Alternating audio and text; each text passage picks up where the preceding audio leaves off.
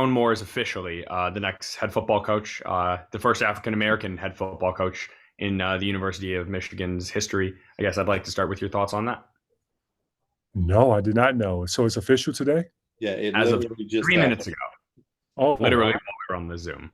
Oh, man, I'm so happy for him. Congratulations, Sherrone, and to his family. I think it's a great decision by the athletic department to hire a coach that has a great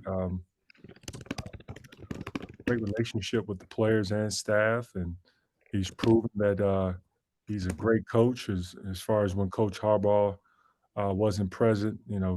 Coach Marone stepped up and did a fabulous job in hostile Lions Den, and I'm speaking of in Penn State by getting that big win, and then going into Maryland and very challenging game to play versus a really competitive football team and getting the win there on the road.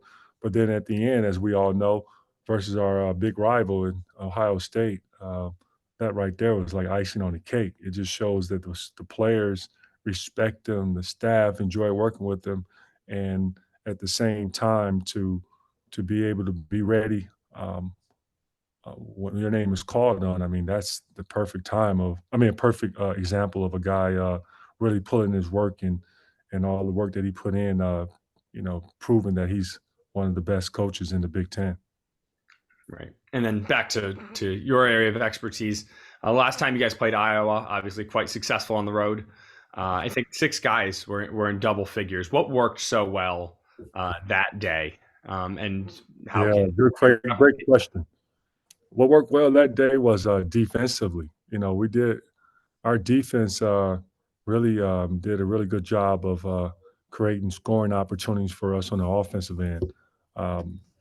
Coach Fran McCaffrey do a great job of with his offensive sets of doing a lot of like player and ball movement, and he makes you work all the way until 30 seconds on the shot clock. And I just felt like our guys were really locked in um, on guarding and finishing each possession.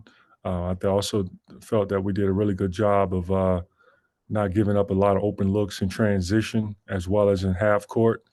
Um, but then at the same time, we protected the paint very well. So that's what worked for us last game. And then offensively, like our defense really fed and helped our offense in a lot of ways. And offensively, Doug and um, Olivier, they didn't have it going in the first half, but other guys stepped up, and Terrace Reed Jr. came out with a blistering first half and played well with his energy and effort.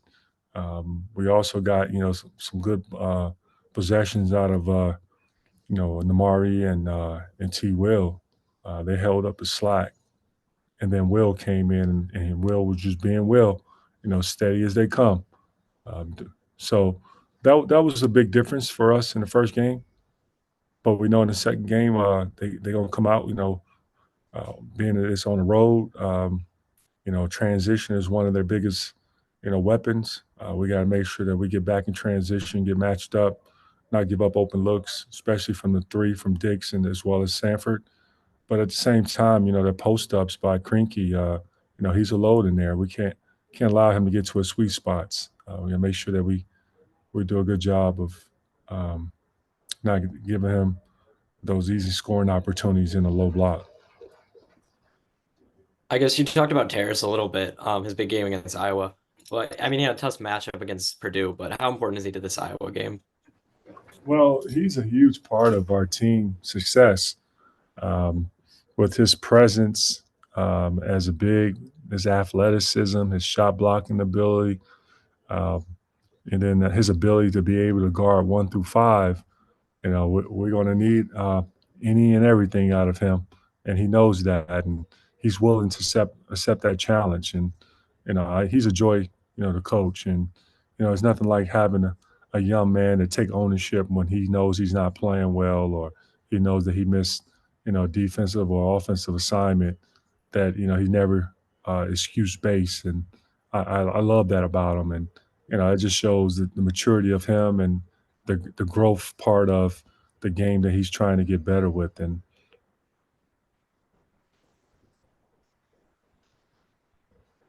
Anybody else? Yeah, Coach, I'm just wondering how you've seen Jaylen and Doug kind of navigate, the home road, the differences and the guys around them too, playing around a different point guard. Yeah, it's so challenging on all levels. You have a team that started off with Doug as the point guard and the lead guard, and they all develop a certain level of comfort. But at the same time, Jaylen was working hard to try to get healthy, and now that he's not obviously 100%, but he's giving it his all.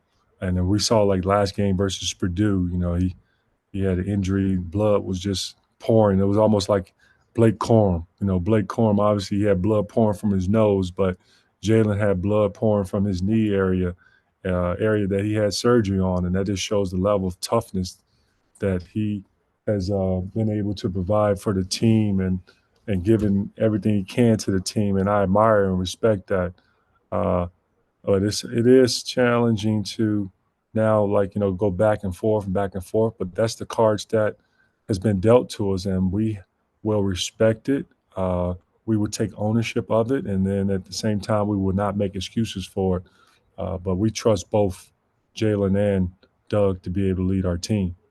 You saw the grueling process that Jaylen had to go through to get back. I mean, how good does it feel as a coach when you see him out there kind of making shots and making tough plays? And, I know he's got the big brace on, but, just watching him have some success out there.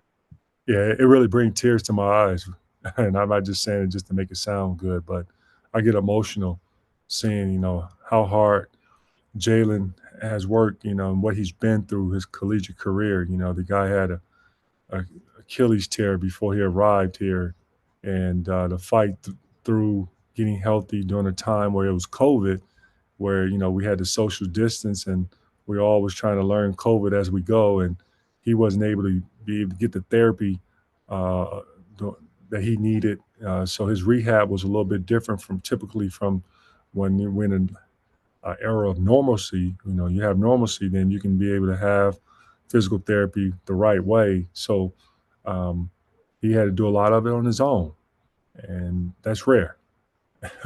But then now, you have a ACL tear in London, in late in the second half, and that right there was a devastating blow to him and to his family. And so, injuries are not easy because it's not only where you're trying to work back physically, but you're also trying to work back mentally too. And you want to get into a right head space, and you want to get confidence in that injury to be able to see if you can do things that you did before you got injured. And so there's a lot of dynamics that you have to deal with during the process. But I respect how he's handled himself through it all. And like I said earlier, I admire him a lot. And, I get emotional just thinking back to how hard he's been fighting to be and get back to his best version of himself. Juwan, something like that feels like the exact opposite of the lead-in for this question I'm obligated to ask when I hear someone working that hard, but this is just part of the job. There was a comment left by a former basketball player, obviously from the program, excuse me, Nick Stauskas, on I'm not sure if you've seen it, on the score of the last Michigan game. And he said that he felt he hasn't felt any passion or love for the game from Michigan players in the last years. If someone like me or someone random were saying that, I imagine it would be very easy to discard. But I wonder what your thoughts are if you had seen that, and if you hadn't, when you hear that a former player said that, just your thoughts. Yeah, it like you heard it, and I've had friends and family that heard it and read it, and it just it caught me by surprise. And Nick is entitled to voice his opinion, and I respect the fact that he did voice his opinion. I would love to see Nick come here and come support the program and share to the team and the players how he feels personally in person, because I think it would have a huge impact, and I think it would give the players a chance and opportunity to speak on how they feel about his opinion, and that conversation will need to be had on all levels. But it's a very nice. It's a different way how you can handle it as well. And I just rather for it not to be said or mentioned publicly without having a phone call or being present. Because then if it's done that way, then I think that's the right way to do it. And that's just my opinion. I'm entitled to my opinion as well. But we love Nick. We look at him as a part of the Michigan brotherhood. And like I said earlier, we respect his opinion. I guess. And my last one on it, did you guys address it? I mean, it No, sounds we like didn't. you're aware of it. So you didn't talk about it or anything? It's just moving No. on. No, Thank you very much. Appreciate that, Juwan. Yeah. And please print what I just said too. Get all of it too. Got you. I got you. Does anybody have anything else? All right, Coach, enjoy your evening, and we'll see you tomorrow afternoon. Thank you. Appreciate it. Thank you. Thank you.